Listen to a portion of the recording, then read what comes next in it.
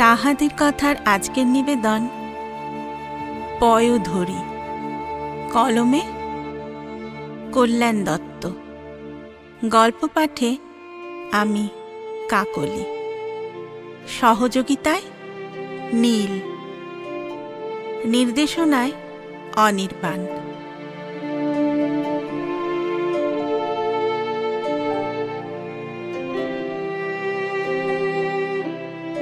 চোখ খুলতেই কণিকা দেখল একজন নার্স ওর উপরে ঝুঁকে রয়েছে।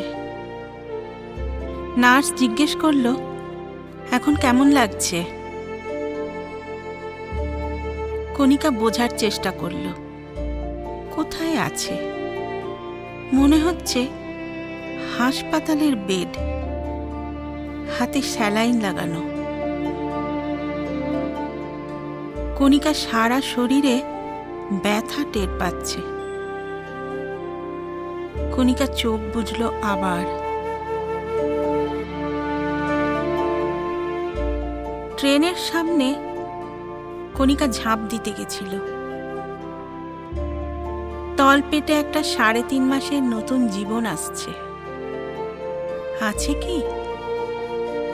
শেষ মুহূর্তে একটা হাত ওকে টেনে নিল। লোকটা ওকে নিয়ে লাইনের ধারে গড়িয়ে পড়ল। আর মনে নেই। কণিকা একবার তলপেটে হাত দিল। কণিকার দুঃখ কি এখনো শেষ হয়নি? কৈশোরের সন্ধিক্ষণে অন্য কিশোরীরা শরীরের পরিবর্তন নিয়ে গর্বিত।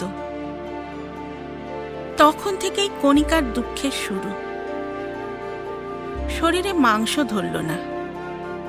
লুকিয়ে লুকিয়ে স্নান ঘরে নিজের বুকের দিকে তাকিয়ে মন খারাপ হয়ে যেত। কলেজ গেল, কিন্তু বুকের 2 পদ্ম আর ফুটল না। খালি তার আংশিক আভাস আছে। নিজের কাছেই নিজের নারীত্ব নিয়ে ম্রিয়মাণ হয়ে থাকত। বান্ধবীরা কেউ কৌতুকে, কেউ সত্যি সত্যি সমবেদনা জানাত। একদিন সেকেন্ড ইয়ারের কয়েকটা ছেলের নিমাই মন্তব্যটা কানের মধ্যে যেন গলন্ত লোহা ঢেলে দিল। ঠিক সেই সময় যাকে ভয় পেত সেই অনিকেত দা, যে কলেজের পুরনো পাকাপোক্ত বড় নেতা, এসে সজোরে চর কষিয়ে দিল ছেলেগুলোকে। অনিকেত কণিকাকে হিড় হিড় করে টেনে নিয়ে গেল বাইরের চায়ের দোকানে। অনিকেত সান্ত্বনা দিল। কণিকার মনের দুর্বল জায়গায় হাত রাখল। অনিকেত বোঝালো, শরীরের এই ত্রুটি কোনো ব্যাপারই নয়। অনিকেত নাকি অনেক দিন ধরেই কণিকাকে পছন্দ করে। অনিকেত কণিকাকে গ্রাস করে নিল ভালোবাসার অভিনয় দিয়ে। কণিকা অনিকেতের কাছে অন্ধভাবে অসহায় আত্মসমর্পণ করল যে একটা সুপুরুষ তো ওকে নারী ভাবে। কণিকার আকর্ষণ বোধ করে। অনিকেতের ওটা ছল ছিল। অনিকেত কণিকাকে বিয়ের প্রতিশ্রুতি দিয়ে বিছানায় নিয়ে গেল। কণিকা অন্ধভাবে অনিকেতকে ভালোবেসেছিল। পেটে নতুন একটা জীবনের টের পেয়ে কণিকা দৌড়ে গেছিল অনিকেতের কাছে। অনিকেত পিতৃত্ব অস্বীকার করল। অনিকেত নিষ্ঠুরভাবে হিস হিসিয়ে বলে দিল, তোর শরীরে আছে কি? হ্যাঁ, তুই যে আমাকে সুখ দিবি? কণিকা বুঝল অনিকেত তোর সঙ্গে ভালোবাসার ছলনা করেছে, খালি নিজের শরীরের খিদে মেটাতে। বাবা মাকে কিভাবে বলবে? বাবা হার্টের পেশেন্ট। মা কি করবে? নেতা অনিকেতের সাথে লড়া যায় না। তাই কণিকা ভেবেছিল মরবে, 3.5 মাস পেরিয়ে গেছে মনের সাথে লড়াই করতে করতে। কাউকে বলতে পারেনি, ডাক্তার ঝুঁকি নিতে রাজি হয়নি। কণিকা না মরে করে কি? তাই তো কলকাতা থেকে পালিয়ে শক্তিপুঞ্জ এক্সপ্রেস ধরে সন্ধে হচ্ছে দেখে ধানবাদে নেমে পড়ল। লাইন ধরে হাঁটতে শুরু করল কলকাতার দিকে। এত দূরে আসা, বাড়িতেও যেন মৃতদেহ না পৌঁছয়। অশনাক্ত হয়ে চলে যেতে চেয়েছিল কণিকা। ট্রেন আসছে দেখে ঝাঁপ দিতে যাবার সময় একটা হাত টেনে নিল ওকে। কিন্তু হাতটা কার? কণিকা চোখ খুলল। নার্স বলল, কেমন লাগছে? বড্ড কষ্ট হচ্ছে? ঠিক হয়ে যাবেন। আপনার স্বামীকে ডেকে দিই? কণিকা অবাক হল। মনে মনে ভাবল, ওর স্বামী কে? কতক্ষণ আছে এখানে? এক রোগা চেহারার কালো রঙের তরুণ ঢুকল। বয়স কত বোঝা যায় না। ছেলেটা ওর পাশে টুল নিয়ে বসল। ফিসফিসিয়ে বলল, কেমন আছেন? আপনার নাম জানি না। আমার নাম রবি দাস। আপনাকে আমার স্ত্রী ছবি দাস বলে নার্সিংহোমে নিয়ে এসেছি। বাথরুমে পড়ে গেছেন পা পিছলে গিয়ে, এই বলেছি। কি করতে গেছিলেন বললে সরকারি হাসপাতালে পাঠিয়ে দিত। পুলিশ কেস হতো, অনেক ঝামেলা। এখন আপনি ঠিক হয়ে নার্সিংহোম থেকে ছাড়া পান, পরে আপনার বাড়িতে খবর দেব। না না বলে কণিকা আর্তনাদ করল। রবিদাস বলল, ঠিক আছে, আগে এখান থেকে রিলিজ হন। কণিকার অসহায় দুটো চোখ থেকে খালি জল গড়িয়ে পড়ছিল। রবিদাস কণিকার একটা হাত ধরে অন্যদিকে তাকিয়ে রইল। ডাক্তার এলো, বলল একটা আল্ট্রাসোনোগ্রাফি করব, ইন্টারনাল হ্যামারেজ আছে কিনা আরও কিছু টেস্ট করব। রবি বলল, ঠিক আছে, আজকের রাতটা থাক, আমি খাবার এনে দিচ্ছি, কালকেই না হয় সব দেখে তারপর ছাড়বেন। কণিকা হাল ছেড়ে দিল, সঁপে দিল নিজেকে ভবিতব্যের হাতে। বড্ড ঘুম পাচ্ছে এখন। পরের দিন রবিদাস এলো। আল্ট্রাসোনোগ্রাফির সময় ডাক্তার জিজ্ঞাসা করাতে বলতে বাধ্য হলো কণিকা যে ও প্রায় 3.5 মাসের গর্ভবতী। রবিদাস জানে না। ডাক্তার রবিদাসকে কনগ্র্যাচুলেশনস জানালো। রবিদাস কণিকার দিকে তাকিয়ে স্মিত হাসল। কণিকা দেখল রবিদাসের চোখ দিঘির মতো শান্ত, শরীরের সাথে মেলে না। সন্ধ্যার মুখে রবিদাস একটা গাড়ি ডেকে কণিকাকে নিয়ে এলো রেলের ছোট্ট কোয়ার্টারে। কণিকা ঘরে ঢুকে বুঝল এখানে কোনো নারী থাকে না, নামমাত্র আসবাব, একটা চৌকি, কিন্তু এত পরিপাটি গোছানো, কেমন যেন অদ্ভুত শান্তি রয়েছে। রবিদাস বলল, বসুন, চা বানিয়ে নিয়ে আসি, তারপরে আপনার কথা শুনব। কণিকা চৌকিতেই বসল। ঘরে আর কোনো বসার জায়গা নেই। ঘরের দেয়ালে রাম সীতার ফটো টাঙানো। রবিদাস এলো চা নিয়ে। কণিকা মাথা নিচু করে বসেছিল, কিছুক্ষণ চুপ করে থেকে রবিদাস বলল, দেখুন, কি করতে যাচ্ছিলেন, কেন করছিলেন, মনে হলে বলবেন, না হলে বলবেন না। আপনার ব্যাগে কোনো পরিচয়পত্র নেই, খালি এই মোবাইলটা পেয়েছি বন্ধ অবস্থায়। আপনার বাড়িতে একটা খবর দিতে হবে।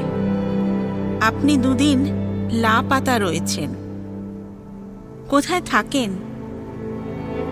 ফোন নাম্বার দিন, বাড়িতে একটা খবর দিই। কই, ফোন নাম্বারটা দিন। হ্যাঁ, না না, প্লিজ ফোন করবেন না, আমি কালই চলে যাব। আপনাকে তো একলা ছাড়তে পারবো না, আমার ডিউটি আছে। আমি একলা কোয়ার্টারে থাকি। তাহলে পুলিশেই দিতে হয় আপনাকে। যদি খুলে বলেন, দেখি সাহায্য করতে পারি কিনা। কণিকা ভয় পেয়ে অনিকেতের পিতৃত্ব অস্বীকারের কথা, পরিবারের কথা বলল। পরিবারে ফিরে যাবার মুখ নেই। খালি বলতে পারল না নিজের শারীরিক লজ্জার কথা। কোন মেয়ে বা বলতে পারে অচেনা পুরুষকে? কণিকা যোগ করল, তাই মরতেই বেরিয়েছি। সন্ধে হচ্ছে দেখে নেমে পড়েছি। মরতে যখন হবেই, দেরি করে লাভ কি? রবিদাস অবাক হয়ে শুনল, কিছুক্ষণ বোবা হয়ে থাকল। তারপর বলল, রামজির দিব্যি, ওই প্রাণটাকে মারবেন না। আপনার কোথাও এখন যাবার জায়গা নেই। বাচ্চাটার জন্ম দিতে হবে। ওর তো একটা বাবার নাম চাই। দেখুন, আমার বাবা মা মারা গেছেন কয়েক বছর। আমার সাতকুলে কেউ নেই। রেলে লোকোশেডে কাজ করি। ডিউটি থেকে বেরোতে একটু দেরি হয়ে গেছিল। এখন মনে হচ্ছে রামজি দেরি করিয়েছে, তাই আপনাকে পেলাম। আমি জন্মসূত্রে কবিরপন্থী। আপনারা কেউ কেউ আমাদের চামার বলেন। ছোট জাত বটে আপনাদের চোখে। আপনি আমাকে বিয়ে করুন। রামজির কৃপায় বাচ্চাটা বাপের নাম পেয়ে যাবে। বাচ্চাটার জন্ম হলে তারপর আপনার যা ইচ্ছে করবেন ভেবে নিন। কেননা এই কোয়ার্টারে আপনাকে রাখলে আপনার কি পরিচয়ে রাখব? অন্য কোথাও আপনাকে রাখলে আপনার পুরনো কথা ফাঁস হয়ে যাবে। লোককে বলে দেব, দেশে এতদিন বউ ছিল, প্রেগন্যান্ট বলে নিয়ে এসেছি। এই রেল কলোনিতে এর বেশি কেউ মাথা ঘামায় না। কণিকা সাবধান হল। বন্ধুর বেশে আর একটা পশু অনিকেত নয় তো? কণিকা রবিদাসকে দেখল কিছুক্ষণ। সেই রোগা কালো চেহারা, হাতের পেশিগুলো পেটানো, খালি চোখ দুটো গভীর দিঘির মতো শান্ত। পেটের জীবনটাকেও তো একটা পরিচয় দিতে হবে। ওকে তো মারতে চায়নি কণিকা। ওই বাচ্চাটাই তো ওর নারীত্বের অপূর্ণতা পূর্ণ করতে পারবে। কণিকা আস্তে করে বলল, ঠিক আছে। রবিদাস বলল, তাহলে কাল রামজির মন্দিরে গিয়ে বিয়েটা করে নি। তারপর আধার কেন্দ্রে গিয়ে আপনার আধার কার্ডটা বের করতে হবে। রেজিস্ট্রি না হলে রেলের হাসপাতালে আপনার ভর্তি হবে না। আমি 2 চাল ডাল ফুটিয়ে দিচ্ছি, খেয়ে শুয়ে পড়ুন। কণিকা রামচন্দ্রজির ফটোর দিকে তাকিয়ে ভাবতে লাগলো, আরো একবার জুয়া খেলে নিই। রবিদাস রান্না করে চৌকির ওপর কণিকার বিছানা করে দিয়ে বাইরের ছোট বারান্দায় একটা মাদুর পেতে শুয়ে পড়ে বলল, দরকার হলে ডাকবেন, এই নিন টর্চ, দরজা বন্ধ করে দিন। কণিকা দরজা বন্ধ করে দিয়ে শুয়ে শুয়ে অতীত, বর্তমান আর ভবিষ্যতে দিশেহারা হয়ে গেল। কণিকা দেখল রবিদাস করিতকর্মা আছে। 7 দিনের মধ্যে বিয়ে, রেজিস্ট্রি, আধার কার্ড বের করা, সংসারের টুকিটাকি জিনিস কিনে ফেলল। কণিকাকে নিয়ে কণিকার মেয়েলি জিনিস, শাড়ি সব কিনে নিয়ে এলো। কণিকার ভয় ছিল রবিদাসের সাথে ফুলশয্যা নিয়ে, কিন্তু কি অদ্ভুত মানুষ এই রবিদাস। ওই রাতেও পাঁচিল ঘেরা বারান্দায় মাদুর পেতে ঘুমিয়ে গেল। কণিকা দরজা বন্ধ করেনি, কিন্তু রবিদাস ঘরেও ঢোকেনি। কণিকা অপটু হাতে রান্নার চেষ্টা করে। রবিদাস রাত্রে রান্না দেখিয়ে দেয়। রোজ দুধের ব্যবস্থাও করে দিয়েছে। নিয়মিত ফল নিয়ে আসে। ছোট্ট একটা ঘর, কত দূরত্ব আর মানা যায়। কখনো কখনো চা দিতে গিয়ে, জল দিতে গিয়ে, রান্নার সময়ও কণিকার সাথে রবিদাসের হাতে হাত ছুঁয়ে যায়। রবিদাস সরি বলে। নিয়মিত ডাক্তারের কাছে নিয়ে যায়। গভীর রাতে রবিদাস বারান্দায় বসে আর বাঁশি বাজায়, বড় করুণ সুরে।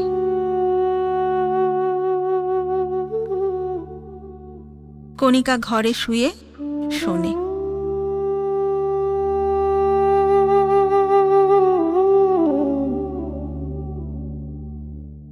বর্ষা আসছে। একদিন রাতে চড়বড়িয়ে বৃষ্টি নামল। কণিকার ঘুম ভাঙল আওয়াজে।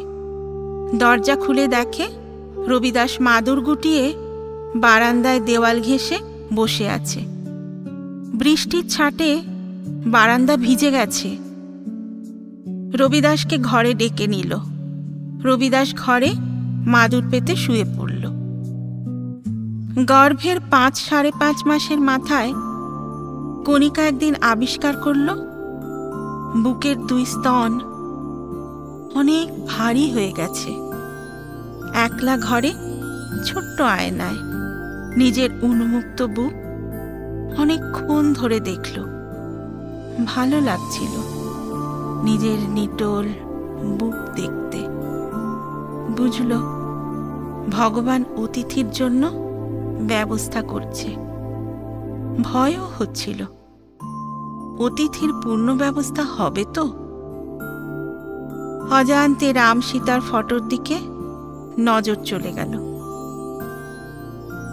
কণিকা রবিদাসকে নিয়ে ভাবত, পুরুষ মানুষ এইরকমও হয়। কণিকা রবিদাসকে একদিন বলল, চৌকিটা বড় কিনলে হয় না? বর্ষা তো শুরু হলো।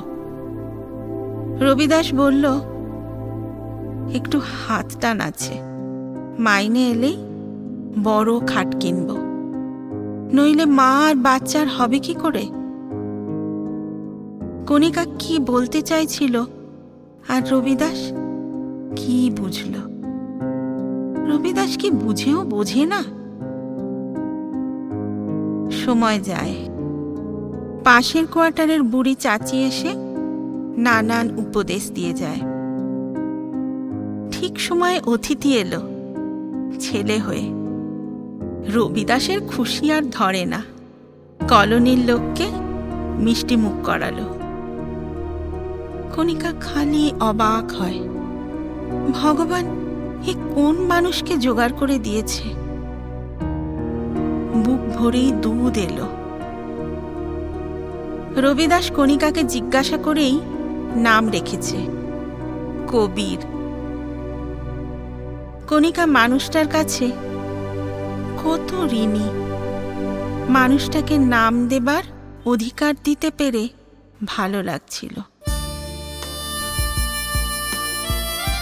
ছেলের পেট ভরে দুধ খাওয়ার পরেও বুক দুধের ভারে টন টন করে। রবিদাস কবিরকে কোলে দিতে এলে কণিকা টের পেত। রবিদাসের চোখ দেখে যে ব্লাউজ দুধে ভিজে গেছে। রবিদাস চোখ সরিয়ে নিত। কণিকা নিজে দুগ্ধস্নাতা হয়ে কবে যে তার নিজের হীনমন্যতা চলে গেছে বুঝতেই পারেনি। এক পূর্ণিমা রাতে রবিদাস কবিরকে কোলে নিয়ে বসে আছে পাঁচিল ঘেরা বারান্দায়। পাঁচিল বেয়ে ওঠা জুঁই ফুলের গাছ থেকে জুঁই ফুলের গন্ধ আসছে।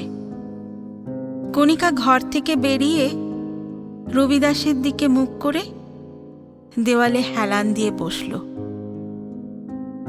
রবিদাস কবিরের ছোট্ট আঙুল নিয়ে খেলছে। কণিকার রবিদাসকে খুব ছুঁতে ইচ্ছে করছিল। মনে হচ্ছিল সেই হাতটা দিয়ে রবিদাস ওকে একবার কাছে টেনে নিক। কবির হঠাৎ কেঁদে উঠল। রবিদাস বলল, বোধহয় কবিরের খিদে পেয়েছে, এই নাও। কণিকা রবিদাসের শান্ত দিঘির মতো চোখের দিকে তাকালো। 1 মিনিট বলে বুকের আঁচল সরিয়ে কণিকা ব্লাউজের সব বোতাম খুলে ফেলল রবিদাসের সামনে। খোলা বুকে কবিরকে টেনে নিল। কবির হাসি হাসি মুখে দুধ খাচ্ছে। রবিদাস তাকিয়ে দেখছে কবিরের দুধ খাওয়া, আর কণিকা রবিদাসকে দেখছে। রবিদাস কিছুক্ষণ বাদে চোখ সরিয়ে কণিকার চোখে চোখ রেখে বলল, কণিকা, তোমাকে আমি একটা নতুন নামে ডাকতে চাই। কি নাম? পয়োধি। কণিকা অবাক হলো, বলল, এর মানে কি? আগে তো শুনিনি। মানে সমুদ্র, সাগর, জল ভরা মেঘ। কণিকা আর্দ্র গলায় বলল, খুব পছন্দ হয়েছে। একটু বাঁশি বাজাও না আমার জন্য। রবিদাস আর বাঁশিটা তুলে নিয়ে সুর জুড়ল।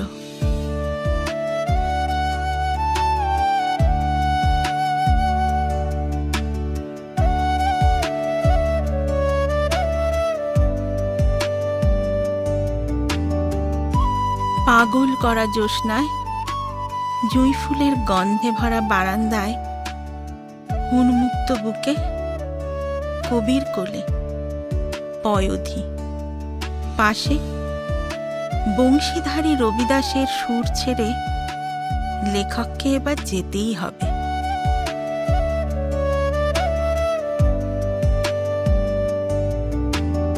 শুনলেন পয়োধরি, কলমে কল্যাণ দত্ত।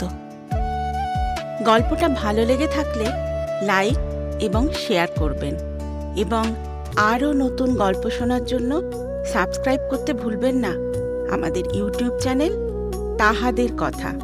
আর আমাদের ফেসবুক এবং ইনস্টাগ্রামটাও ফলো করবেন।